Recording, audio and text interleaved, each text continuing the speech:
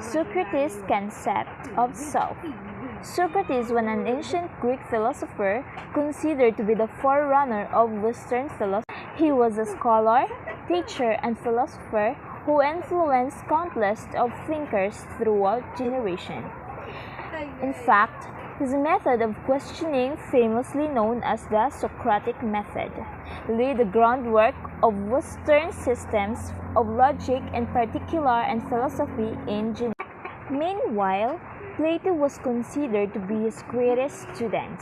In fact, Plato, who wrote his philosophy, Socrates did not write anything.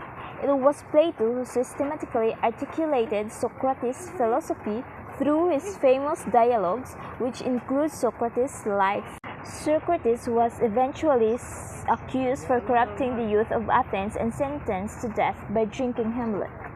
He couldn't have opted for exile, but chose death instead. It can be surmised that Socrates used his death as a final lesson for his students to face the adversities of life calmly and squarely, rather than flee like chickens and ducks when faced with storms in life. Socrates was fully convinced that philosophy must obtain practical results for the greater well-being of society. And for Socrates, the very first step towards the realization of this goal is the acquisition of wisdom through knowing oneself. As Socrates famously said, ultimate wisdom comes from knowing oneself.